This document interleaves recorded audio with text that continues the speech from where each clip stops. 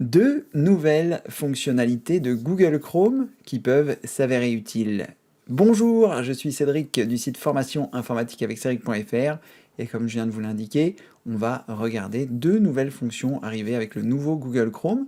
Alors si vous n'êtes pas sûr d'avoir votre Google Chrome à jour, eh bien je vous conseille de vous rendre sur les trois petits points qui se trouvent ici, de choisir la rubrique d'aide et de choisir à propos de Google Chrome. Et comme ceci, eh bien, il va vérifier que vous avez bien la dernière version, c'est très important, et eh bien, que votre Google Chrome est à jour. S'il n'était pas à jour, il le mettra automatiquement à jour et vous demandera de le relancer. Moi ici, mon Google Chrome était à jour, donc je n'ai pas ce souci. Alors, quelles sont les deux fonctionnalités qui ont été rajoutées sur Google Chrome et que j'ai trouvé intéressantes? La première, c'est une option qui va apparaître en faisant un clic droit sur un morceau de texte que vous avez sélectionné pour pouvoir eh bien, l'envoyer à vos contacts. Par exemple, ici ça ne sera pas forcément le meilleur exemple sur le site, mais c'est pour juste vous montrer comment cela fonctionne.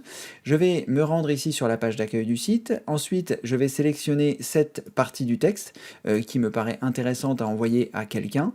Je vais faire un clic droit et je vais choisir ici copier le lien vers le texte en surbrillance. Donc je clique ici et en fait il va copier le lien qui me permettra d'arriver directement ici. Alors ça me permet comme ceci, par exemple de partager avec des amis l'adresse. Donc comment ça se passe?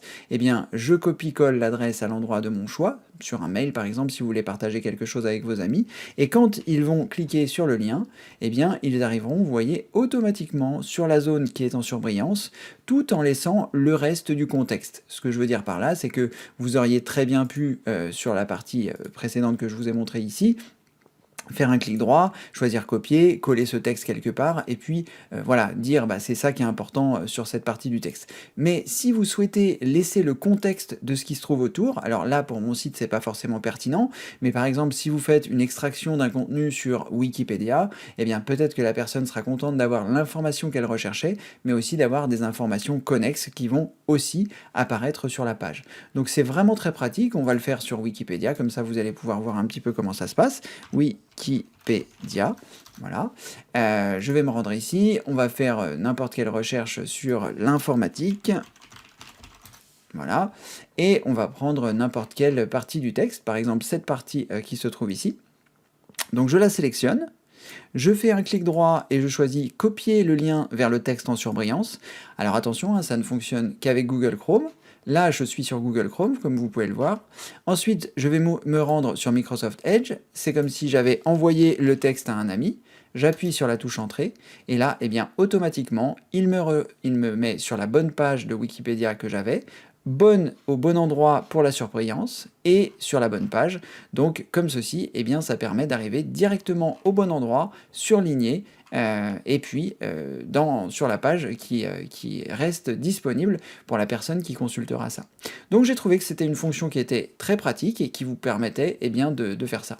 Donc ça se passe sur Google Chrome, vous sélectionnez le texte que vous souhaitez partager, vous faites un clic droit, vous choisissez copier le lien vers le texte en surbrillance, et comme ceci, vous faites un coller de ce lien soit vers un mail, et ce sera parfait. La deuxième astuce que je voulais partager avec vous sur Google Chrome, c'est une astuce un petit peu moins intéressante, mais qui peut-être vous intéressera plus, c'est le fait d'avoir la possibilité de rechercher dans les onglets que vous avez d'ouvert. Alors moi ici j'ai 4 onglets, comme vous pouvez le voir, et enfin un cinquième sur l'écran d'à côté, mais 4 onglets, et en cliquant ici sur le triangle qui est apparu dans la nouvelle version de Google Chrome, j'ai la possibilité ici de rechercher dans mes onglets qui sont ouverts.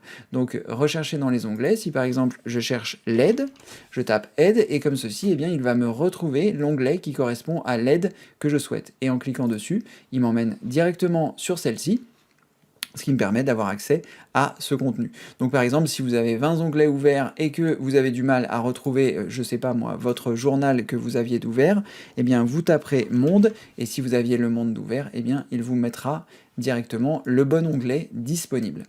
Vous avez également la possibilité en dessous, dans récemment fermé, de recliquer sur les liens que vous auriez éventuellement fermés précédemment, ce qui vous permettra comme ceci d'avoir un mini historique disponible à cet endroit-là, qui ne pollue pas l'ancienne donne historique hein, que vous pouvez toujours consulter évidemment, mais là, eh bien, c'est une fonction supplémentaire.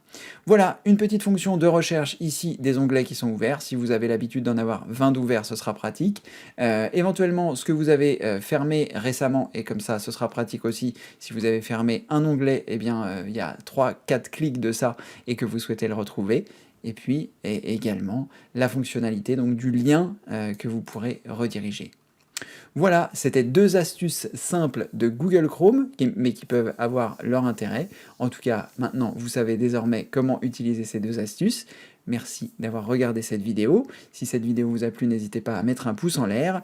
N'oubliez pas que sur le site formation informatique avec Cédric.fr, dont je vous mettrai un lien ci-dessous, il vous suffit simplement de cliquer sur le bouton plus et dans la description qui s'ouvrira, dans la rubrique des liens, vous trouverez le lien vers le site formation informatique avec Cédric.fr et dans la rubrique formation, vous trouverez plus de 800 vidéos gratuites pour apprendre l'informatique à votre rythme.